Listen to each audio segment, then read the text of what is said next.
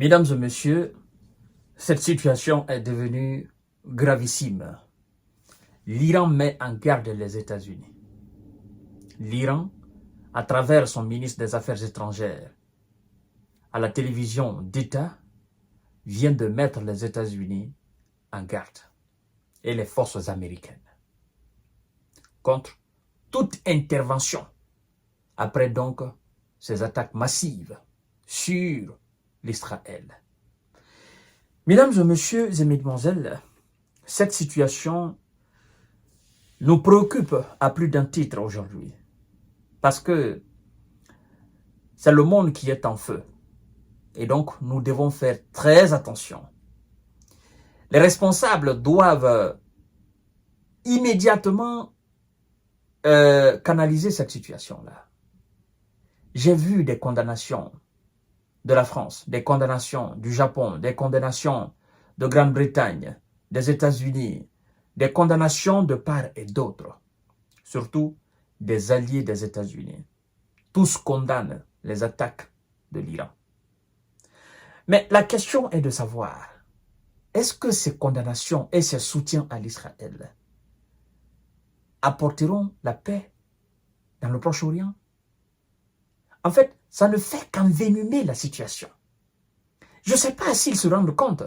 Ce n'est pas des actions militaires qui vont sécuriser l'Israël. Ce n'est pas des actions militaires. C'est les actions de paix, c'est les actions de diplomatie, c'est les actions de négociation qui vont sécuriser Israël et qui vont apporter la paix dans le Proche-Orient. Ce n'est pas des actions militaires. Ils vont faire 1000 actions militaires dans le Proche-Orient, ça ne fera qu'envenimer la situation.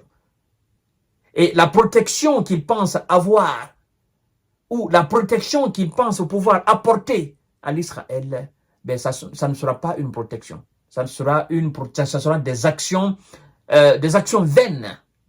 Ça sera des protections éphémères. Ce n'est pas des actions militaires, mesdames et messieurs. Et il faut que les responsables otaniens comprennent cela. Il faut qu'ils changent de paradigme. Depuis combien d'années nous sommes en train d'assister à ces attaques-là? Et depuis combien d'années eux-mêmes ils mènent des actions militaires? Est-ce que ça a changé quelque chose? N'ont-ils pas la capacité de changer de politique étrangère là? Évidemment qu'ils ont la capacité d'apporter la paix. Mais je pense que ils tirent profit de tout ce qui se passe aujourd'hui dans le monde, en termes de violence, en termes de guerre, en termes de conflit. Je pense qu'ils tirent profit. À mon avis, ces gens-là, le fait que les différents complexes militaro-industriels fonctionnent à plein régime, les Américains sont des vendeurs d'armes. Et eux, ils ne veulent pas produire les armes, les garder aux États-Unis. Ils les produisent dans le but de les vendre à travers le monde. Et puis, c'est les mêmes qui nous parlent de la non-prolifération des armes à travers le monde. Or, eux, ce sont les premiers fabricants, n'est-ce pas, d'armes, de tout type de munitions.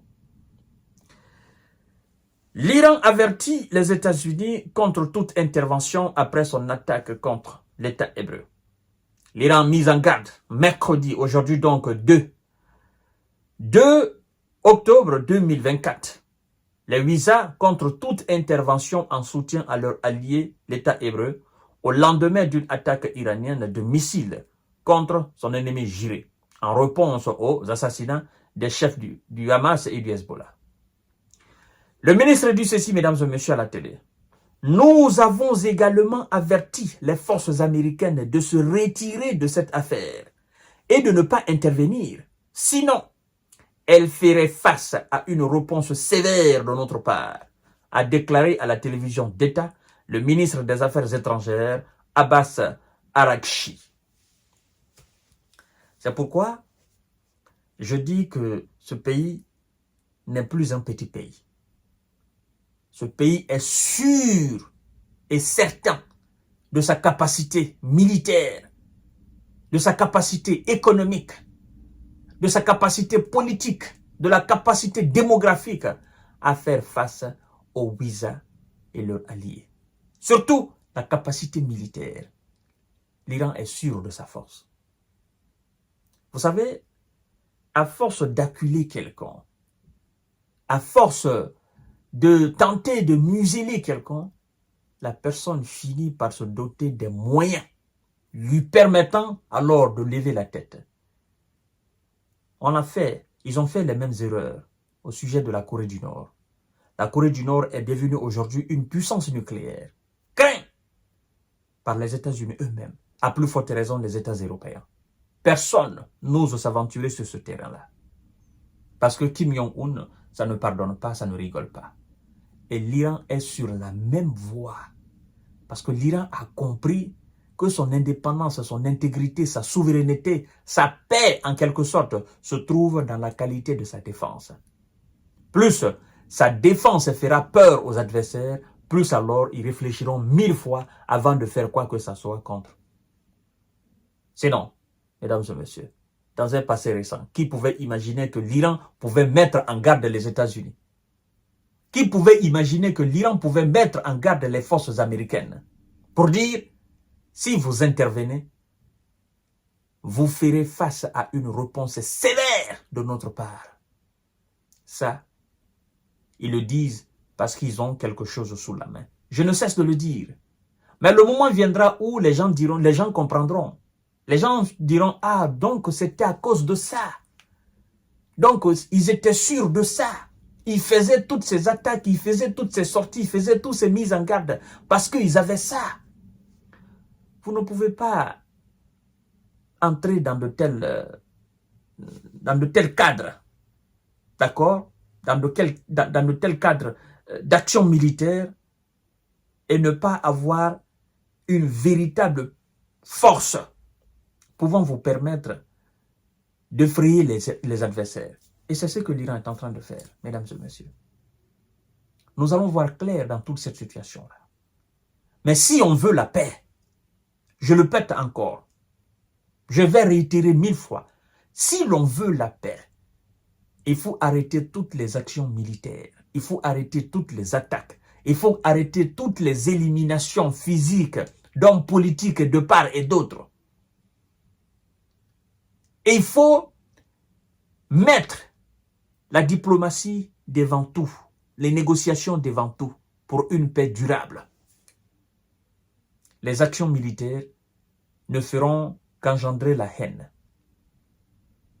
L'Israël attaque, le Liban contre-attaque, l'Israël attaque, l'Iran attaque, contre-attaque. Voilà, nous irons d'attaque en attaque, jusqu'à ce que la situation deviendra incontrôlable. Incontrôlable même par les alliés de l'État hébreu.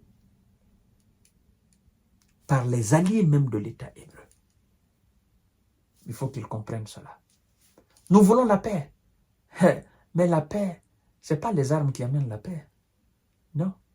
Même si vous dominez quelqu'un militairement, ce n'est pas pour autant que, voilà, vous faites la paix ou c'est fini. Non.